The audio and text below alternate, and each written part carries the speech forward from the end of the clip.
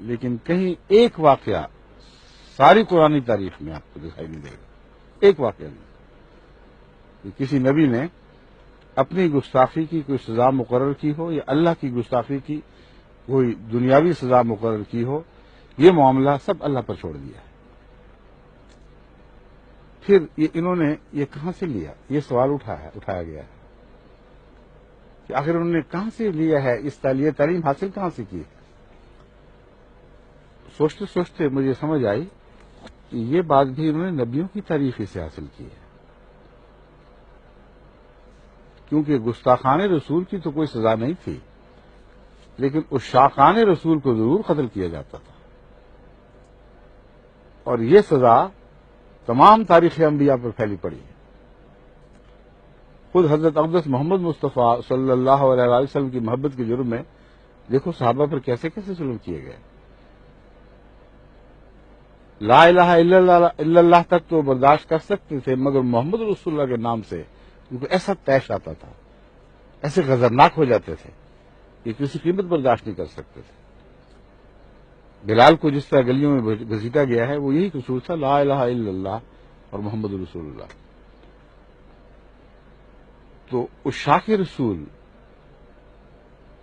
کی عزت اور جان اور اموال محفوظ نہیں تھے، مگر خدا کے پاک لوگوں کے ہاتھوں نہیں، بلکہ خدا اور اس کے رسول اور ان کے مقدس ساتھیوں کے خلاف ان کے دشمن یہ ہتھیار استعمال کیا کرتے تھے. چنانچہ مجھے یاد ہے تاریخ اسلام میں ایک بڑا عجیب واقعہ اس سے میں درج ہے کہ ایک صحابہ کے گروہ کو جب دشمن نے گھیر لیا اور بعض کو لڑتے لڑتے وہی اکثر کو شہید کر دیا گیا، بعض کو قید کیا گیا. ایک صحابی کو جب قید کے بعد قتل کرنے پر تیار ہوئے تو ایک شخص نے اس وقت اس سے پوچھا، اب بتاؤ، اب تم کیا یہ بات پسند نہیں کرو گے کہ تمہاری جان کی خاطر، تمہاری جان بچانے کے بدلے تمہاری جگہ تمہارا رسول محمد رسول اللہ ہوتا اور وہ تمہاری جگہ فدیہ ہو جاتا؟ اس نے پلٹ کر اس شان کے ساتھ، اس جلال کے ساتھ جواب دیا کہ تم کیا باتیں کرتے ہو، خدا کی قسم میں تو یہ بھی برداشت نہیں کر سکتا کہ میری جان کے بدلے میرے پیارے آقا کو مدینے کی گلیوں میں پھرتے ہوئے کانٹا بھی چبھ جائے. یہ تھے اس شاق رسول جن سے دشمن یہ سلوک کیا کرتا تھا. بس جو چاہیں کریں، لیکن حوالے تو درست کریں. دنیا کے سامنے اسلام کو کیوں بگاڑ کے پیش کرتے ہیں؟ اپنے نفس کے بغض اور کینے نکالنے ہیں اور اپنی دشمنی کے لیے قتل کے بہانے ڈھونڈنے ہیں، تو میرے آقا و مولا کی تاریخ سے تو آپ کو یہ بہانے نہیں ملیں گے، انبیاء کی تاریخ سے تو آپ کو یہ بہانے نہیں ملیں گے. ابو جہل کی تاریخ سے بے شک بہانے تلاش کیجیے، بہت مل جائیں گے. نمرود کی تاریخ سے آپ کو بہت بہانے مل جائیں گے. فرعون کی تاریخ سے آپ کو بہت بہانے مل جائیں گے، مگر نہ محمد صلی اللہ علیہ وآلہ وسلم کی تاریخ سے ملیں گے، نہ موسیٰ کی تاریخ سے، نہ ابراہیم کی تاریخ سے. بس جو کچھ انہوں نے ڈھونڈا ہے، مجھے علم ہے کہ کہاں سے ڈھونڈا ہے. سارا قرآن اس پر گواہ کھڑا ہے کہ کہاں سے انہوں نے یہ عذر تلاش کیے ہیں. لیکن میری التجا یہ ہے کہ خدا کے واسطے اللہ اور رسول کو بدنام نہ کرے، اسلام کی پاکیزہ اور عظیم تعلیم کا حوالہ مت دیں.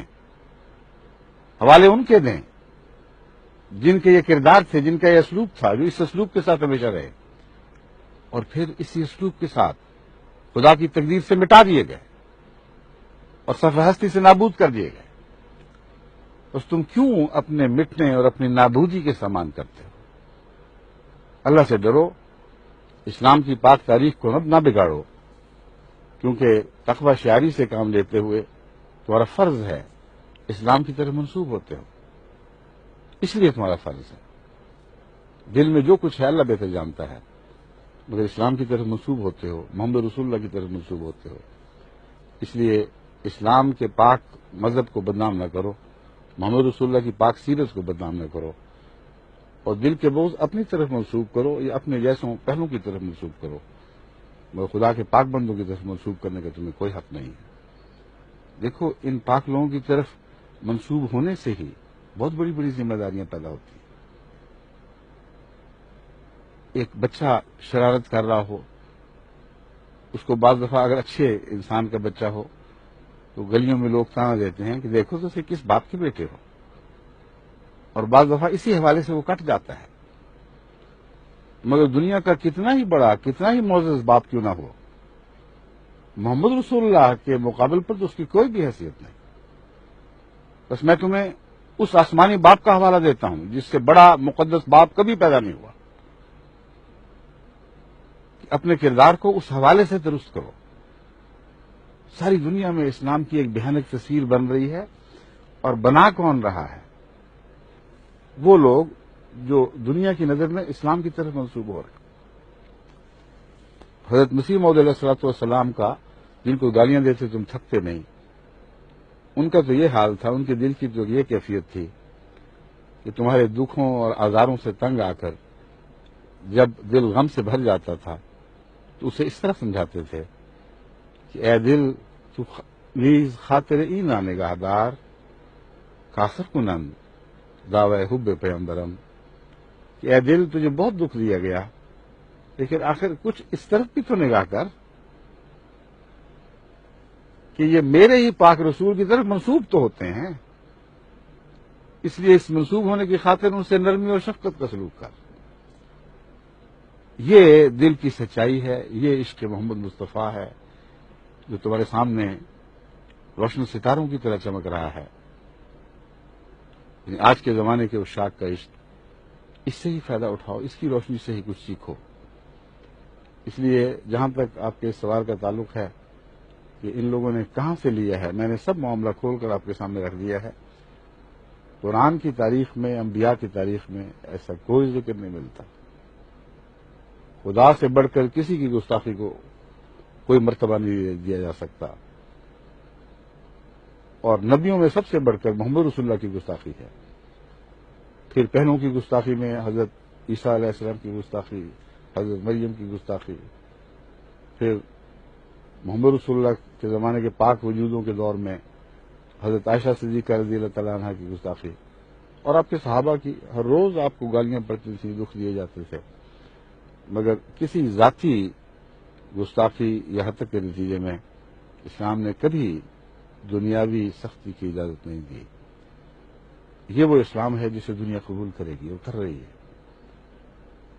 اس اسلام کو اس کی شان کے ساتھ پیش کرو، دنیا اس کی عاشق ہو جائے گی، اس کے سوا چارہ نہیں رہے گا۔ جس طرح تم اسلام پیش کرتے ہو، تمہارے ہاتھ تو پتہ نہیں کون کتنے آتے ہیں جن کو تم قتل کر کے ان کے خون سے اپنے غضب کی پیاس بجھا سکو گے، لیکن اسلام کا خون کر دو، اس ایک جان سے تم اصلاح کی روح کو مضروب کر دو گے، اور دنیا کے سامنے اسلام کے لیے جگ ہنسائی کے مواقع پیش کرو گے، اور یہی ہو رہا ہے۔